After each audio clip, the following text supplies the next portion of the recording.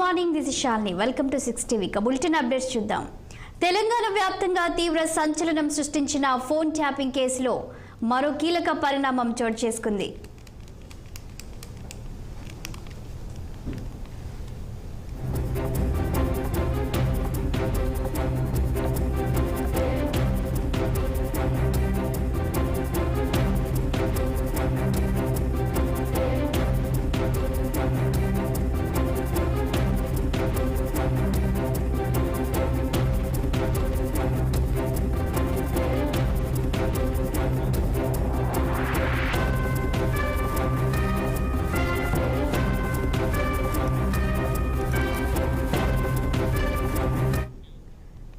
తెలంగాణ వ్యాప్తంగా తీవ్ర సంచలనం సృష్టించిన ఫోన్ ట్యాపింగ్ కేసులో మరో కీలక పరిణామం చోటు చేసుకుంది.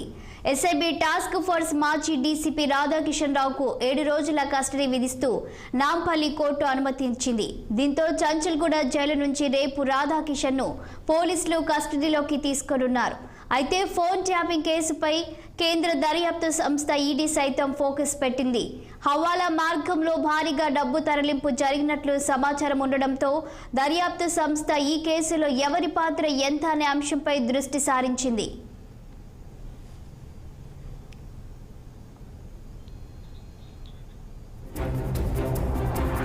దీనిపై మరింత సమాచారం మా ప్రతినిధి నిర్మల అందిస్తారు. గుడ్ మార్నింగ్ నిర్మల, చెప్పండి. ఈ ఫోన్ ట్యాపింగ్ కేసులో ఇప్పటికే మాజీ డీసీపీ రాధాకిషన్ రావు పోలీస్ కస్టడీకి ఇస్తున్నట్లు తెలుస్తుంది. దీనికి సంబంధించి మీ దగ్గర ఉన్న సమాచారం ఏంటి? Good morning Shalini. ఇప్పుడు ఫోన్ ట్యాపింగ్ లో మాజీ టాస్క్ ఫోర్స్ డీసీపీ రాధాకిషన్ రావు మాత్రము నాంపల్లి కోర్టు కస్టడీ వేధిస్తూ కూడా అనుమతినిచ్చింది. నాంపల్లి కోర్టు కస్టడీకి అయితే అనుమతిని ఇచ్చిన తర్వాత కూడా ఈ రోజు నాంపల్లి కోర్టు బంజారాహిల్స్ పోలీసులు అయితే కస్టడీలోకి తీసుకొని ఉన్నారు. అదే విధంగా రాధాకిషన్ ని కస్టడీలోకి తీసుకుంటే దీని వెనకాల ఎవరున్నారు అని చెప్పేసి ఎవరెవరు ఉన్నారు, ఎవరి హస్తాలు ఉన్నాయి, ఎవరు భారీగా ఇప్పుడు గత ప్రభుత్వ ఎమ్మెల్యేలు ఎవరున్నారు, ఎంపీలు ఎవరున్నారు, నాయకులు ఉన్నారా ఏంటి అనే విషయాలను రాబట్టడానికి కూడా ఈ ఫోన్ ట్యాపింగ్ కేసుపై మాత్రము కేంద్ర దర్యాప్తు కూడా సంస్థ ఈడీ సంస్థ కూడా ఫోకస్ పెట్టినట్టుగా తెలుస్తుంది. హవాలా మార్గంలో భారీగా డబ్బులు తరలింపు జరిగినట్టు కూడా సమాచారం ఉంది.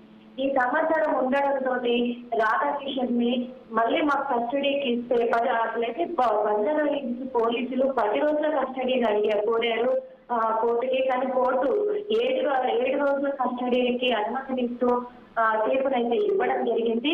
ఎందుకంటే ఇప్పుడు ఈ రాధాకిషన్ ని ఒక్కరిని కస్టడీలోకి తీసుకొని విచారిస్తే చాలా విషయాలు కూడా బయటపడే అవకాశం ఉంది. ఎందుకంటే కీలక పాత్ర తను పోషించారు. మొత్తం కూడా రాధాకిషన్ చుట్టూరా ప్రభాకర్రావు చుట్టూనే తిరుగుతా ఉంది ఫోన్ ట్యాపింగ్ వ్యవహారము.